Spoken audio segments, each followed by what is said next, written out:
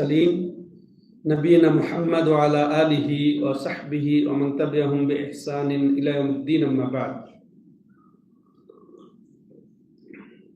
সম্মানিত দূরের কাছের দর্শক ও শ্রোতা মণ্ডলী, আল্লাহ রাব্বুল আলামিনের অশেষ মেহেরবানিতে আজ 10ই জিলকাদা 1447 হিজরি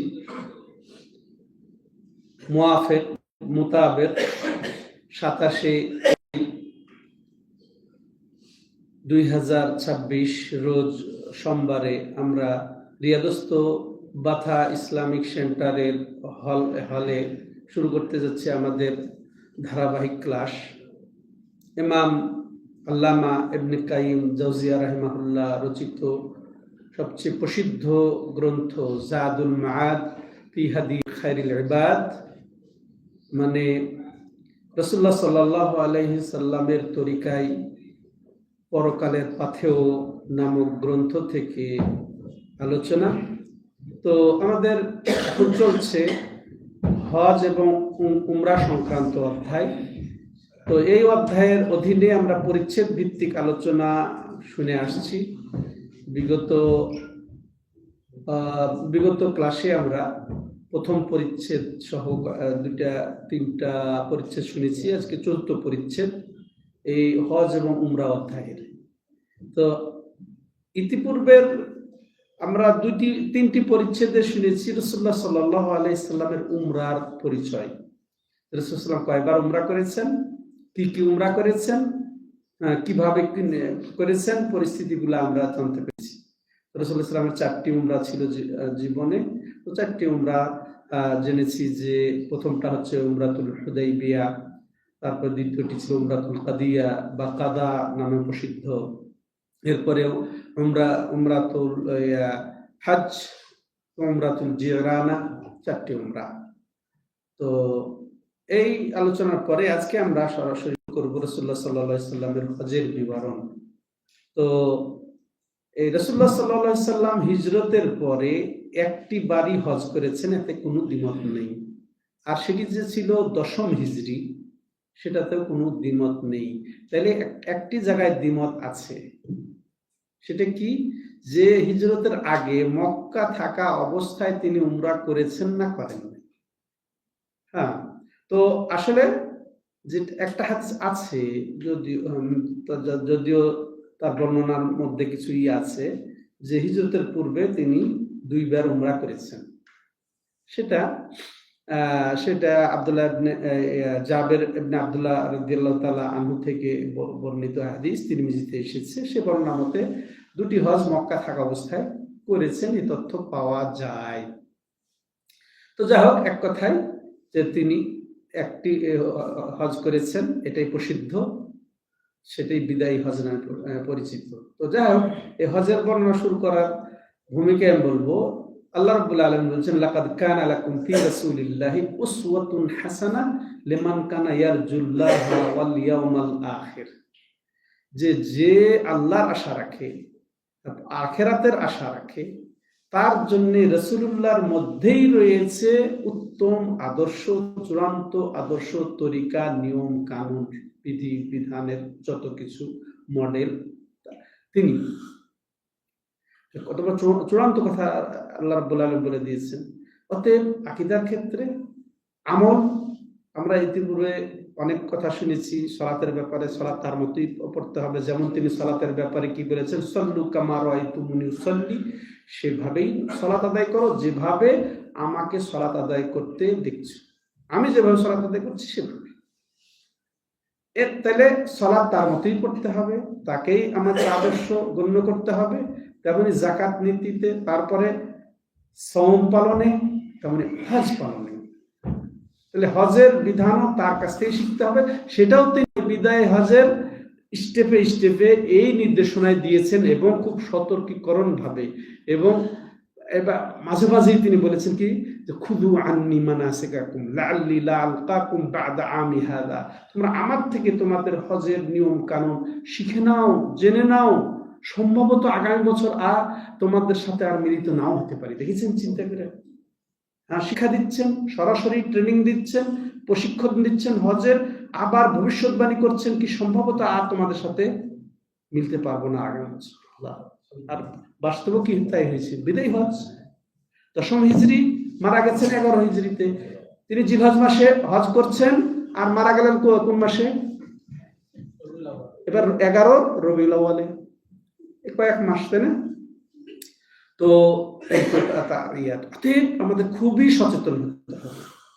হাদিয়ে খাইরুল ইবাদ, সর্বশ্রেষ্ঠ বান্দার তরিকা অনুযায়ী পরকালের পাথর, তো চমৎকার বই। তো ওটা খুবই আমরা গুরুত্ব বুঝবো, এই কিতাবের গুরুত্ব বুঝবো।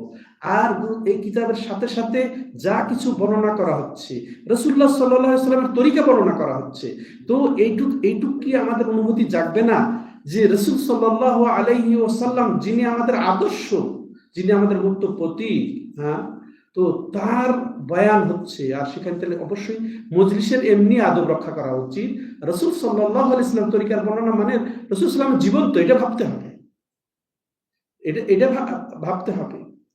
তো সম্মানিত দর্শক শ্রোতা মণ্ডলী, আসেন তাহলে আমরা রাসূল সাল্লামের তরিকা কি এই হজের ক্ষেত্রে সেটা খুব গভীরভাবে জানবো, বুঝবো এবং ওই অনুযায়ী আমল করব।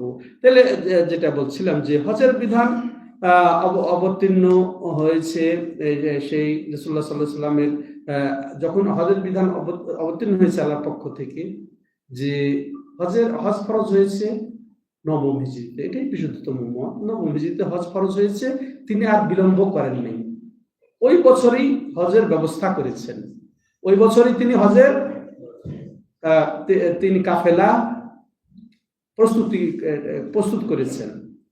এখন 9ম হিজরিতে হজ ফরজ হয়েছে, কিন্তু তার কথা কি বললাম যে কোন হিজরিতে তিনি হজ করেছেন?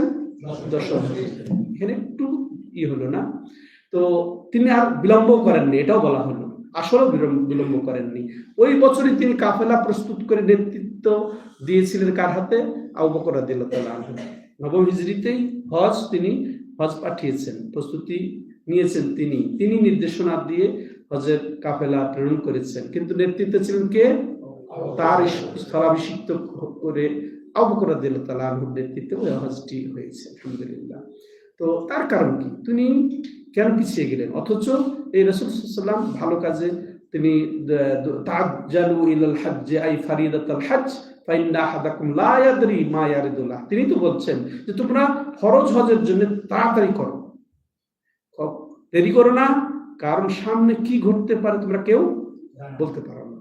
যতটা কি ঘটতে, মৃত্যু থেকে শুরু করে অসুস্থতা, এই বছর আপনার সামর্থ্য আছে, আগামী বছর সামর্থ্য নাও থাকতে পারে। আর সেই নবী 9ম হিজরিতে হজ করলেন না, কারণ কি? এটা আমরা জানবো। প্রথম কারণ যে ওই বছরও শিরক মুক্ত হয় নাই পরিবেশ, হজের পরিবেশ মুশরিক মুক্ত হয় নাই। তো যেন শিরক মুক্ত হয় এই অপেক্ষায় ছিলেন তিনি। আরো এটাকে আমুল উফুদ বলা হয় 9ম হিজরিকে, অর্থাৎ প্রতিনিধির আগমন বছর।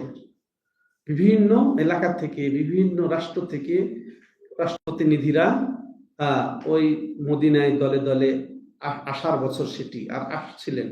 তো তিনি এটা পছন্দ করেন নাই যে তিনি হজে চলে যাবেন আর এই প্রতিনিধিরা, গুরুত্বপূর্ণ প্রতিনিধিরা এসে ফিরে যাবে, এটা তিনি চান নাই।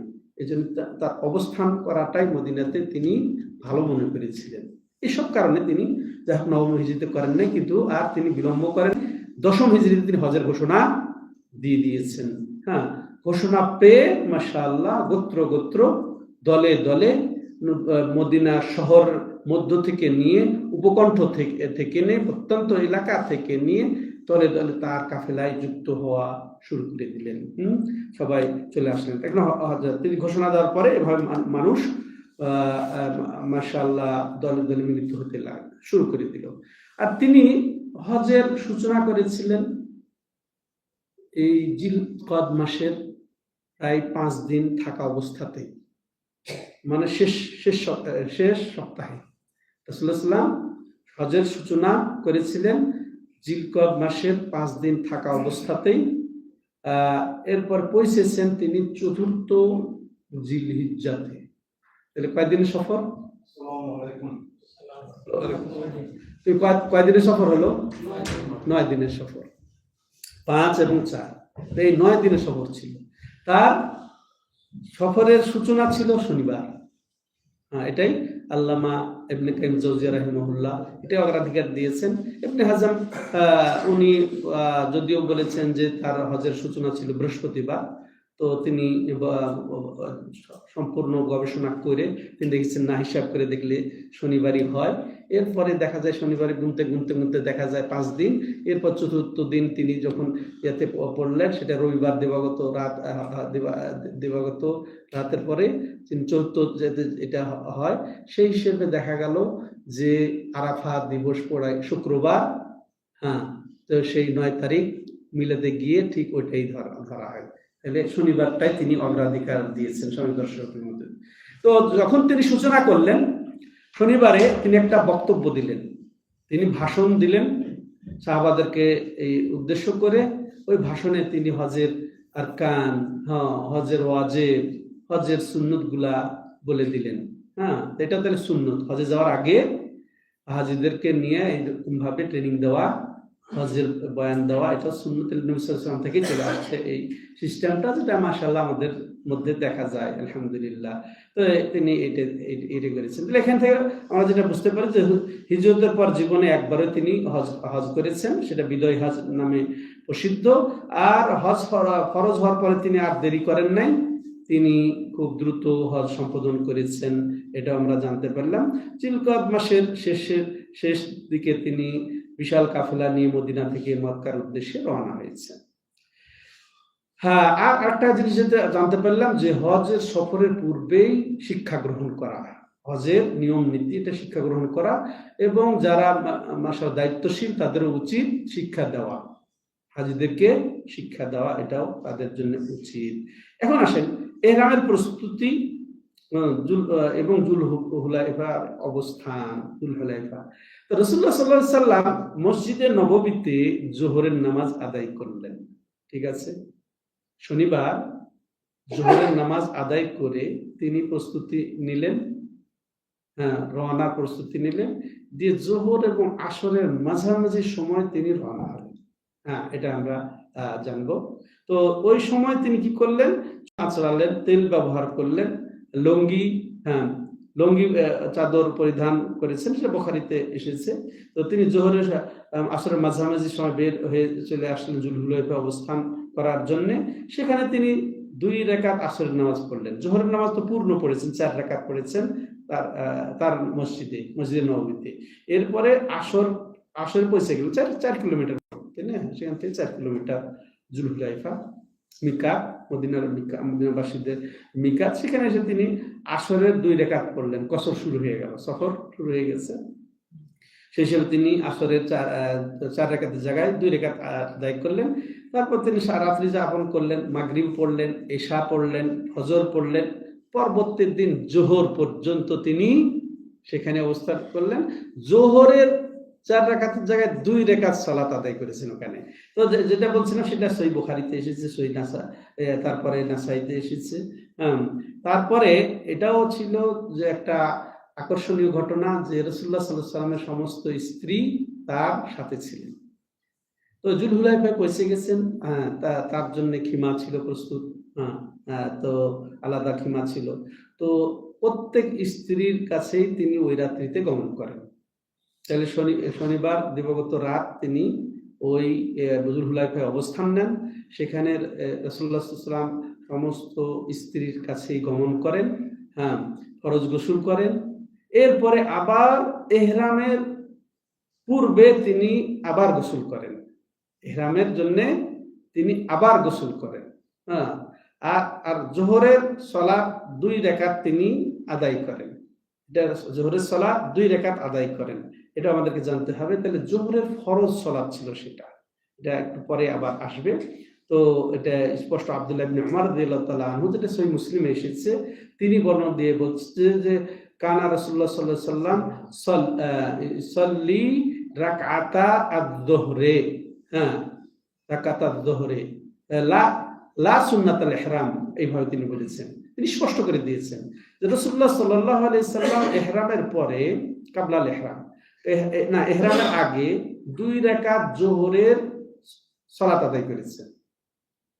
এরপর তিনি স্পষ্ট করে দিচ্ছেন এটা ইহরামের নিয়তে নয়, এই 2 রাকাত সালাত খাস ইহরামের নিয়তে নয়। বুঝা গেল? তাহলে ইহরামের বলে কোনো খাস সালাত নেই।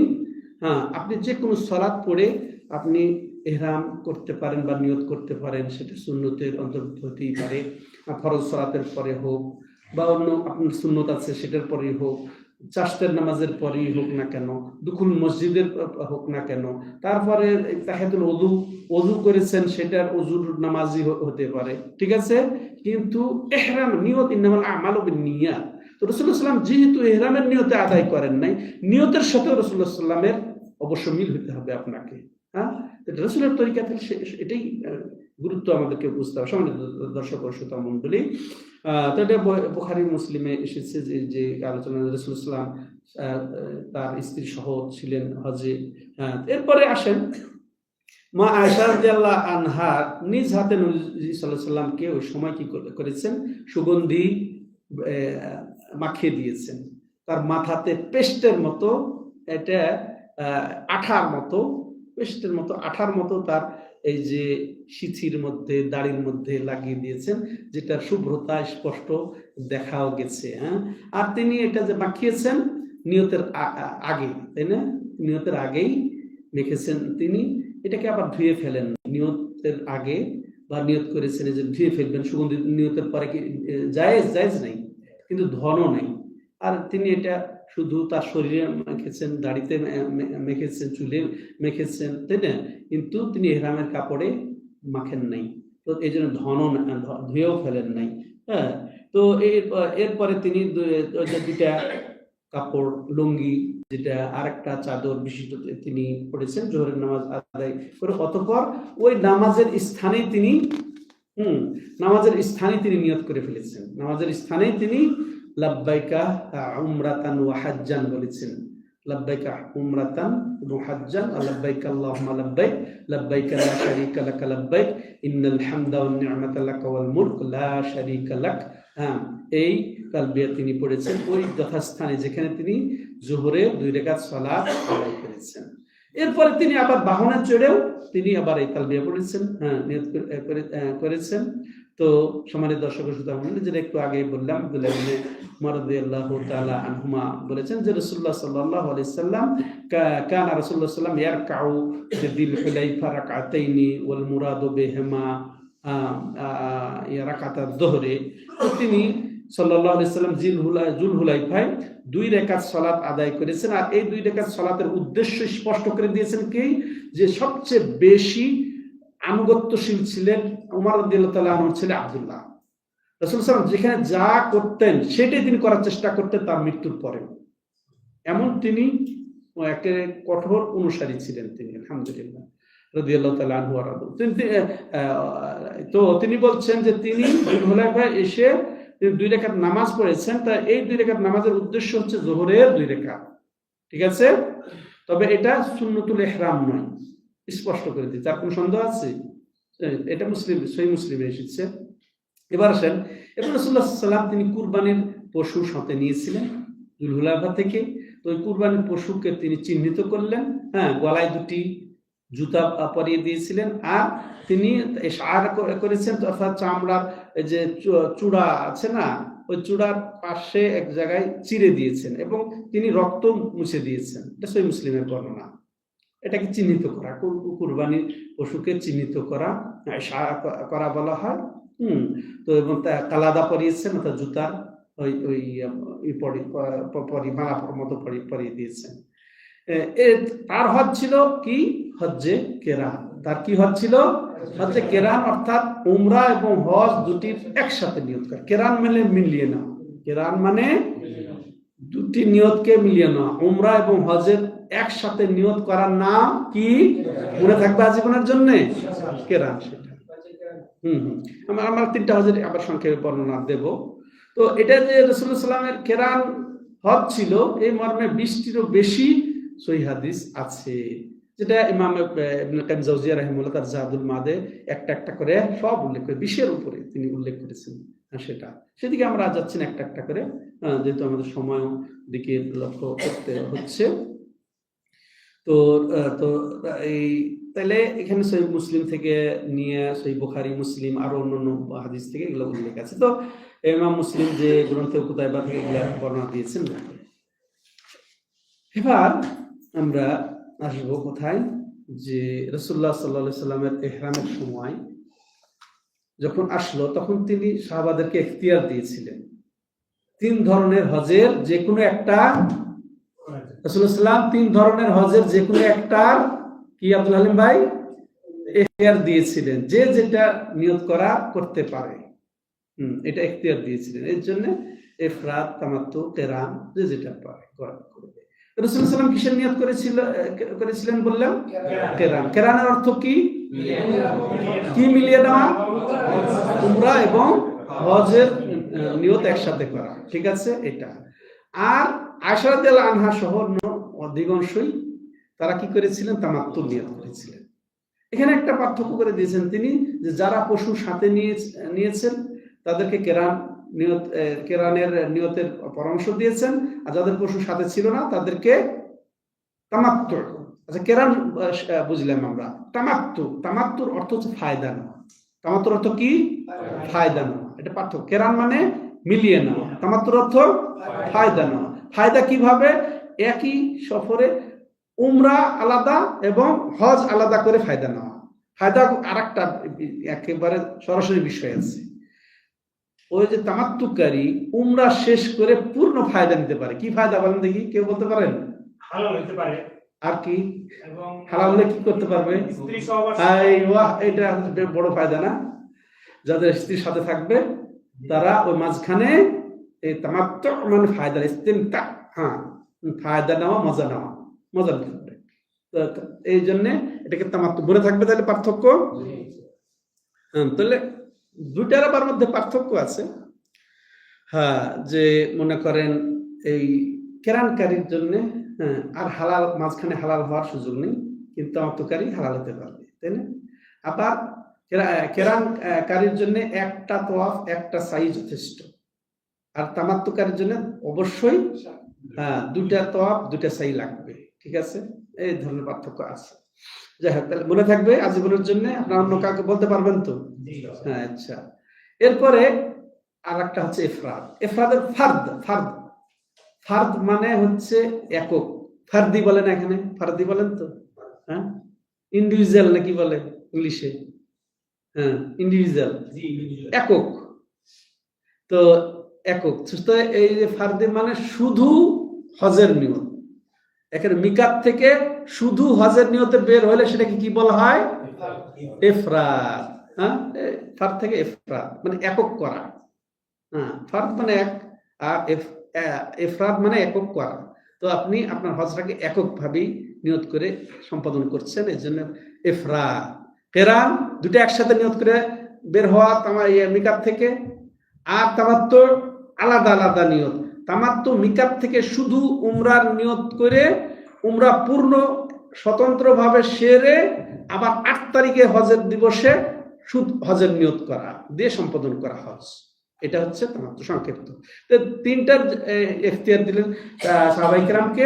এরপরে যখন তিনি এই অবস্থায় রওনা হলেন, এরপরে যখন তিনি আসলেন কোন জায়গায়, যে মক্কার নিকটবর্তী একটা জায়গা, সেখানে যখন তিনি আসলেন তখন সাহাবাদেরকে উৎসাহিত করলেন যে যাদের সাথে কুরবানির পশু, হাদি, আসলে কুরবানি বলতে হাদি, পশুর সাথে আছে, সে ছাড়া আর বাকিরা যেন কি করে, ওটা তামাত্তু নিয়ত করে নেয়, অর্থাৎ ফাস্ট করে দেয়, যে উমরাটাকে নিয়তটাকে ফাস্ট করে উমরাতে পরিণত করে, উমরা করে হালাল যেন হয়ে যায়। এটা হচ্ছে তার নির্দেশনা ছিল। ঠিক আছে, যারা পশু সাথে নেয়নি তাদেরকে। এটা মাঝে এক জায়গায় গিয়ে সেটা তিনি বলে দিয়েছিলেন। এরপরে যখন মক্কার মধ্যে ঢুকে যে তিনি মারওয়ার কাছে এসে গেলেন, তখন সবাইকে কি বললেন? জরুরি, যাদের পশু নাই তারা জরুরি ভাবে উমরা পূর্ণ করে হালাল হয়ে যাবে। যদিও তারা মিকাত থেকে উভয় নিয়তেই ঢুকেছেন, কিন্তু পশু নাই যেহেতু, তাদেরকে বললেন তোমরা যেন হালাল হয়ে যাও। ঠিক আছে। আর একটি ঘটনা, ওই যে আসলে জুলহুলাইফা যখন ছিলেনই রাসূলুল্লাহ সাল্লাল্লাহু আলাইহি সাল্লাম, ওই সময় ওই আসমা বিনতে উমাইস রাদিয়াল্লাহু তাআলা আনহা, কে এটা, কে বলতে পারেন? আসমা বিনতে উমাইস আবু বকর রাদিয়াল্লাহু তাআলা আনহুর স্ত্রী, আবু রাদিয়াল্লাহু তাআলা আনহুর স্ত্রী আসমা বিনতে উমাইস ওইখানে জন্ম দিলেন মুহাম্মদ বিন আবু বকরকে।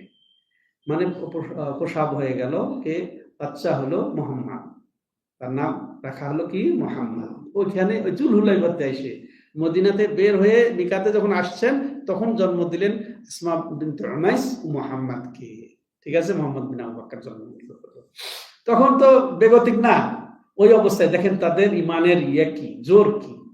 তো আজকালকার আমাদের মা বোনরা হলে তো আর যেতে পারবে না, হ্যাঁ, আর যাওয়ার কি প্রশ্নই আসে না, বাদ দিয়ে দিবে। কিন্তু তিনি তো এই সুযোগ আর ছাড়েন নাই। তিনি ওই নিয়তে রাসূলুল্লাহ সাল্লাম তাকে নির্দেশ দিলেন যে তিনি যেন গোসল করেন, নিজেকে কাপড় দিয়ে বেঁধে নেন, অর্থাৎ প্যাড ব্যবহার করেন। এখনকার আধুনিক কি, প্যাড ব্যবহার করেন, জায়গাতে শক্তভাবে কাপড় দিয়ে পটি বা যেটাই বলেন বেঁধে নেন, যাতে স্রাব নির্গত না হয়। এটাও তিনি নির্দেশনা দিয়ে দিলেন এবং ইহরামও করতে বললেন, অর্থাৎ নিয়ত করতে বললেন এবং তালবিয়াও করতে বললেন। চমৎকার। এখান থেকে তিনটা সুন্নত। এই আসমা বিনতে উমাইস রাদিয়াল্লাহু তাআলা আনহার এই যে প্রসব হয়ে গেল, তারপরে তার স্রাব হলো, তো এটা থেকে তিনটা এখানে সুন্নত বের হয়ে গেল পরবর্তী মা বোনদের জন্য বা আমাদের জন্য। আমাদের জন্য সেটা কি, যে তাকে গোসল করতে বললেন। তাহলে গোসল করা না সুন্নত? একটা তো আমরা একটু আগে শুনেছি যে রাসূলুল্লাহ সাল্লাল্লাহু আলাইহি ওয়াসাল্লাম গোসল করেছেন, ফরজ গোসল ছাড়াও তিনি ইহরামের জন্যও গোসল করেছেন, ওটা একটা হাদিস। এটাও একটা হাদিস কি, যে আসমা বিনতে উমাইসকে রাদিয়াল্লাহু তাআলা আনহু গোসল করার নির্দেশ দিয়েছে। তাহলে গোসল করাটা এখানে সুন্নত পেলাম আমরা। এরপর যারা ঋতুবতী মহিলা, মাসিক ওলা মহিলার ইহরামের জন্য গোসল করাটাও সুন্নত এখানে পেলাম। ঠিক আছে, ওরা নাপাক হলেও গোসল করে নেবেন নিয়তের সময়, ইহরামের সময়, এটাও একটা সুন্নত আমরা এখানে পেলাম ওই ঘটনাতে। আর তৃতীয়ত যেটা আমরা পেলাম, যে নাপাক বা ঋতুবতী মহিলারও নিয়ত করা যায়। এই অবস্থা, নাপাক অবস্থাতেও ইহরামের নিয়ত করা যায়, এটা আমরা পেলাম। রাসূলুল্লাহ সাল্লাল্লাহু আলাইহি সাল্লাম রওনা হলেন, তারপরে তালবিয়া পড়লেন, যেটা আমরা একটু ইতিপূর্ব শুনেছি। তো ওখানে কিছু সাহাবা জোরে জোরে বললেন, কিছু সাহাবা মধ্যম পন্থায় বললেন, আস্তে বললেন। কাউকে তিনি কিছু বলেন নাই যে কেন জোরে বলছো, কেন তুমি আস্তে বলছো, স্বাধীনতার উপরে ছেড়ে দিয়েছিলেন। কিন্তু একসাথে পড়েছেন, সমস্যারে পড়েছেন, এটার কোন দলিল নাই। সেই হিসেবে আমরা সমস্বরে তালবিয়া পড়বো না। অথচ এখনো অনেক কাফেলায় দেখা যায় যে একজন বলছে, তার সাথে সাথে সবাই সমস্বরে তারা আওড়াচ্ছে, এটার কোনো দলিল নেই। তো এটা বুখারী মুসলিমে এসেছে, মুয়াত্তা ইমাম মালিকে আছে এই হাদিসটি। এরপরে দেখেন রাসূলুল্লাহ সাল্লাল্লাহু আলাইহি সাল্লাম যখন রাওহা নামক স্থানে পৌঁছলেন, রাওহা একটা জায়গা, তাহলে তার মদিনা থেকে মক্কা যাওয়ার পথে রাওহা একটা জায়গা, ওখানে যখন পৌঁছলেন তখন দেখা যাচ্ছে যে কাফেলার সামনে একটি আহত জঙ্গলি গাধা, নীলগাই বলা যেতে পারে না, তো নীলগাই বলেন বা জঙ্গলি গাধা, গাধা শব্দটা এসেছে যে হেমারুন ওয়াহশি, হ্যাঁ, এটা জঙ্গলে থাকা গাধা। কিন্তু এই যে যেটা পালতু গাধা, অর্থাৎ গৃহপালিত যেটা গাধা, এটা কিন্তু হারাম, এটা খাওয়া হারাম, কিন্তু জঙ্গলে যেটা থাকে সেটা হালাল। তো ওই রকম জঙ্গলে থাকা একটা গাধা দৌড়ে আহত অবস্থায় সামনে, তখন সাহাবারা বলছে, তারা ধরার মতো মনে হচ্ছে, শিকার করা তো, হ্যাঁ, তো ওটা আলাদা বিষয়। তখন ওই অবস্থায় রেখে দাও, দেখো ওর মালিক সাথে সাথে অবশ্যই আসবে। তো কিছুক্ষণের মধ্যেই হ্যাঁ মালিক এসে হাজির, হ্যাঁ, মালিক এসে হাজির। তো ওই মালিক এসে রাসূলুল্লাহ সাল্লাল্লাহু আলাইহি সাল্লামকে বললেন, ইয়া রাসূলুল্লাহ, এই গাধাটি আপনার জন্য উপহার, আপনাকে হাত দিয়ে দিলাম। তো রাসূলুল্লাহ সাল্লাল্লাহু আলাইহি সাল্লাম আবু বকর রাদিয়াল্লাহু তাআলা আনহুকে নির্দেশ দিলেন, ঠিক আছে, এটাকে জবাই করে বন্টন করে নাও, সাথীদের মধ্যে বন্টন করে দাও। ঠিক আছে, এটা নাসাইতে এসেছে। তো এরপরে এখান থেকে, এই ঘটনা থেকে প্রমাণ হলো কি, যে শিকারের গোশত খাওয়া জায়েজ আছে, শিকারকৃত পশুর গোশত খাওয়া জায়েজ আছে। কিন্তু যে ইহরামরত অবস্থায় যে নিষিদ্ধ কাজ আছে তার মধ্যে আছে না, শিকার করা যাবে না, কিন্তু গোশত খাওয়া জায়েজ আছে যদি ওই শিকারটা তার উদ্দেশ্যে না করা হয়। এটা তো ওই যে পশুটা এসেছিল ওটা তো কেউ জানতো না যে কাফেলা সামনে আসবে, এটা রাসূলুল্লাহ সাল্লামকে হাদিয়া দেওয়া হবে, সে তো রাসূলুল্লাহ সাল্লামের জন্য শিকারটা করে নাই। তো এটা যদি নিয়ত না থাকে তাহলে শিকারকৃত পশুর গোশত খাওয়া জায়েজ আছে, কিন্তু ওই নিয়তে যদি করা হয় সেটা জায়েজ নেই, শিকার করাও জায়েজ নেই, শিকারে সহযোগিতা করাও জায়েজ নেই। এবার আসেন, যখন রাসূলুল্লাহ সাল্লাল্লাহু আলাইহি ওয়াসাল্লামের কাফেলা এই একটা উপত্যকা ওয়াদি এখানে নাম শুনেন না, ওয়াদি উসফান বা উপত্যকাতে অতিক্রম করছিলেন, এরপরে যখন তিনি সারিফ নামে স্থানে পৌঁছলেন, এখানে আরেকটা ঘটনা ঘটলো। শুনবেন ঘটনাটা কি? মজার ঘটনা, মা আয়েশা রাদিয়াল্লাহু আনহার ঘটনা। এবার মা আয়েশা রাদিয়াল্লাহু আনহা তিনি আক্রান্ত হয়ে গেছেন, অর্থাৎ ঋতু এসে গেছে, তার ঋতুস্রাব এসে গেছে। তো রাসূলুল্লাহ সাল্লাল্লাহু আলাইহি ওয়াসাল্লাম তার কাছে যখন প্রবেশ করলেন, তাকে কাঁদতে দেখলেন, তিনি কাঁদছেন। হজের নিয়ত আবার এখন নাপাক হয়ে যাওয়া, এটা কাঁদার বিষয় না, যে হজটা তো ভাবছেন হজটাই নষ্ট হয়ে গেল, আমি তো আর হজে যেতে পারবো না। তো ঠিক তিনি কাঁদছেন, তখন রাসূলুল্লাহ সাল্লাল্লাহু আলাইহি ওয়াসাল্লাম তাকে জিজ্ঞাসা করলেন যে মা ইউবকিকে, তোমাকে কিসে কাঁদালো, কেন তুমি কাঁদছো, হাল নাফিস্ত, তোমার কি ঋতু এসে গেছে নাকি, স্রাব এসে গেছে নাকি? তখন তিনি বলছেন হ্যাঁ। তখন আয়েশা রাদিয়াল্লাহু আনহাকে রাসূলুল্লাহ সাল্লাল্লাহু আলাইহি ওয়াসাল্লাম বললেন যেটা এমন এক বিষয় যেটা আল্লাহ রাব্বুল আলামিন যে আদমের মেয়েদের জন্য আল্লাহ লিখে রেখেছেন বা এটা বিধান দিয়ে দিয়েছেন, এটা তেমন কোনো নতুন বিষয় নাই।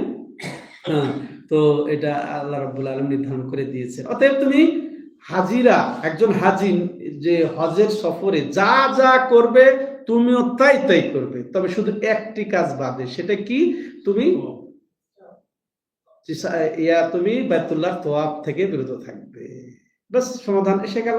হ্যাঁ, তো এটা সহিহ বুখারী সহিহ মুসলিমে এসেছে। এটা একটা ঘটনা দেখেন ঘটে গেল। মজার বিষয় যে আল্লাহর পক্ষ থেকে সব ঘটনাগুলো ঘটে গেছে। হ্যাঁ, আরেকটা ঘটনা ঘটেছে, সাফিয়া রাদিয়াল্লাহু তাআলা আনহা বিদায় হজের ওই হজেরই বিদায় তওয়াফের পূর্ব মুহূর্তে আবার উনি হায়েজ হয়ে গেছেন বিদায় তওয়াফ করার আগে। তখন ওনাকে কি নির্দেশ দিয়েছেন? এই যে এখন যেটা সেটাই, যে তুমি ঠিক আছে, তুমি ওই বিদায় তওয়াফ ছাড়াই তুমি চলো, ঠিক আছে? তার জন্য তাহলে মওকুফ, তাহলে বিদায় তওয়াফ কার জন্য মওকুফ? যা ওই যে স্রাব এসে গেছে, এখন কাফেলা চলে যাবে, অবস্থান করতে পারবে না, তার জন্য বিদায় তওয়াফ মওকুফ হয়ে যায়। ঠিক ওটা সাফিয়া রাদিয়াল্লাহু তাআলা আনহা ছিলেন। আর এটা কে? আয়েশা রাদিয়াল্লাহু আনহা। সূচনা, এহরামরত অবস্থায় ঋতু এসে গেছে, এমনকি সব করবা, শুধু তওয়াফটা করবে না, ঠিক আছে? তো দেখেন এই একটা ঘটনা থেকে কি কি মাসলা বের হচ্ছে সে শুনেন, যে কেরান হজ পালনকারীর জন্য একটি তওয়াফ ও একটি সাই যথেষ্ট। ওনাকে কি বলেছিলেন? আরো যে রাসূলুল্লাহ সাল্লাল্লাহু তাকে বলেছিলেন যে তুমি সবকিছু করবে কিন্তু শুধু তওয়াফ ছাড়া। হ্যাঁ, তওয়াফ ছাড়া, তওয়াফের সাথে সাই তো তওয়াফের অন্তর্ভুক্ত, তাই না? একই সাথে হয়ে যায়, তো অন্তর্গত। তো সেই হিসেবে আয়েশা রাদিয়াল্লাহু আনহা তো বসেই থাকলেন, যে শেষে দেখেন হজ এসে গেল, হজের দিন এসে গেল, হজের সব কাজ শেষ করে তিনি কি করলেন? তওয়াফ সাই করলেন।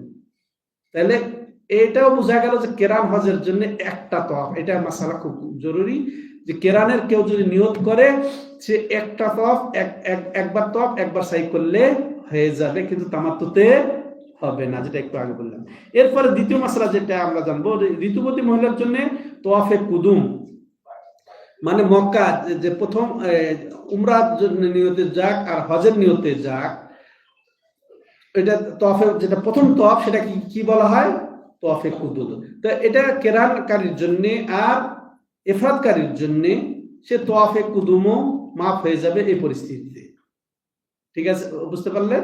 এই যে আয়েশা রাদিয়াল্লাহু আনহার যে সমস্যা হয়েছিল, বা তওয়াফে কুদুমও তার জন্য রহিত হয়ে যায়, যেমনটি নবী সাল্লাল্লাহু আলাইহি ওয়াসাল্লাম তার স্ত্রী সাফিয়া রাদিয়াল্লাহু তাআলা আনহা বর্ণিত, ওই যে যেটা বলছিলাম, বিদায় তওয়াফও রহিত হয়ে যায় যদি শেষ মুহূর্তে ঋতু এসে যায়। আর তৃতীয় বিষয় যেটা, যে ঋতুবতী মহিলার জন্য উমরার এহরামের সাথে সাথে হজের নিয়ত যোগ করা যায়। হ্যাঁ, উমরার নিয়তের সাথে আয়েশা রাদিয়াল্লাহু আনহা ছিলেন উমরার নিয়তকারী, তাই না? আয়েশা রাদিয়াল্লাহু আনহা উমরার নিয়তে মিকাত থেকে বের হয়েছেন। যখন সমস্যা হয়ে গেল, তো রাসূলুল্লাহ সাল্লাল্লাহু আলাইহি ওয়াসাল্লাম তাকে কি বললেন? কেরানের নিয়ত করে বললেন যে তোমার উমরাটাকে হজের সাথে মিলিয়ে নাও, ওই উমরাটাকে কিসের সাথে মিলিয়ে নাও, যেটা রাসূলুল্লাহ সাল্লাল্লাহু আলাইহি ওয়াসাল্লামের নিয়ত ছিল, তাই না, ওটার সাথে তুমি মিলিয়ে নাও, তাহলে এটাও জায়েজ আছে। তো যে কেউ তাইলে এই যে সাধারণ উমরার নিয়ত করে এখনো যদি কারো মনে করেন এখন 7 তারিখেও বের হয়, 8 তারিখেও বের হয়, শেষে দেখা গেল যে 9 তারিখে পৌঁছতে লেগে যায়, তো এরকম সময় যদি অল্প হয়ে যায় তখন সে আর উমরা পূর্ণ না করে আলাতুল চলে যাবে হজে, হজকে ওর সাথে মিলিয়ে নিবে, উমরাটাকে হজের সাথে মিলিয়ে নেওয়া, এটাই তো কিরাত। তো এরকম সমস্যার কারণে মিলিয়ে নেওয়া যায়, এটাও তাহলে আমরা এই মাসআলা থেকে পেলাম। তেমনি ভাবে ঋতুবতী মহিলা হজের সমস্ত কার্যক্রম সম্পাদন করতে পারবে, এটা আমরা জানলাম যে রাসূলুল্লাহ সাল্লাল্লাহু আলাইহি ওয়াসাল্লাম তাকে এই নির্দেশ দিয়েছেন। এরপরে তিনি শুধু বাইতুল্লাহর কাবা তওয়াফ থেকে বিরত থাকবেন, এটা আমরা জানলাম। তারপরে তামিম, এটা হালাল এলাকা, এটা আমরা জানলাম যে এই ঘটনায় আয়েশা রাদিয়াল্লাহু আনহাকে, যেটা আমরা গত এতে শুনেছি না কি শুনি নেই, যে আয়েশা রাদিয়াল্লাহু আনহা কাঁদছেন, এটা বলেছিলাম। তো তো এটা তামিম, এটা এই হারাম সীমানার বাইরে, এটা আমরা জানলাম। তো তারপরে আমরা এই ঘটনা থেকে আরো জানছি কি, 1 বছরে এমনকি 1 মাসে একাধিক উমরা করা বৈধ। রাসূলুল্লাহ সাল্লাম 1 বছরে একটা ছাড়া বেশি করেন নাই, কিন্তু আয়েশা রাদিয়াল্লাহু আনহাকে তো করার অনুমতি দিয়েছেন, শুধু 1 বছরেই না, বললো একই মাসে তাকে এই 2টা উমরা করিয়েছেন। একটা তো যে কেরান উমরা এবং হজের নিয়ত করে ফেলেছেন, তাই না, পরিবর্তন করায়, এটা একটা হয়ে গেল, এটা স্বতন্ত্র। কিন্তু এরপরে আবার আয়েশা রাদিয়াল্লাহু আনহার আপত্তিতে তাকে আবার ওই যে তামিম থেকে, মানে হালাল সীমান্তে গিয়ে আরেকটা উমরা করার জন্য অনুমতি দিয়ে দিয়েছেন, তাহলে এটা আমরা মাসালা পেলাম। তারপরে 8ম মাসালা যেটা পেলাম এই আয়েশা রাদিয়াল্লাহু আনহার ঘটনা থেকে, তামাত্তু হজ পালনকারী যদি সময় সংকীর্ণ হয়, যেটা বলে হয়ে গেছে, তো আমরা শেষ করতে না পারেন তবে সে মিলিয়ে নিতে পারেন, যেটা আয়েশা রাদিয়াল্লাহু আনহার এই ঘটনাটি দলিল। 9ম যেটা মাসালা আমরা এখান থেকে পেলাম যে মক্কাবাসীর উমরার এখানে দলিল পাওয়া গেল। গত সপ্তাহে আমরা শুনেছি যে রাসূলুল্লাহ সাল্লাল্লাহু আলাইহি ওয়াসাল্লাম কখনো মক্কা থেকে বের হয়ে গিয়ে উমরা করেন নাই, কিন্তু আয়েশা রাদিয়াল্লাহু আনহাকে বের করে উমরা করার অনুমতি দিয়েছেন, বিধায় এখন মক্কাবাসীদের জন্য এটা দলিল হয়ে গেছে। বুঝে আসছে? মক্কাবাসী কেউ উমরা করবে না, তাইলে এই দলিলের ভিত্তিতে যে আয়েশা রাদিয়াল্লাহু আনহা তখন মক্কাবাসীর হুকুমে এসে তাকে তিনি উমরা করার নির্দেশনা দেওয়াতে ওটা একটা মশাল স্বতন্ত্র হুকুম আমরা পেয়ে যাই।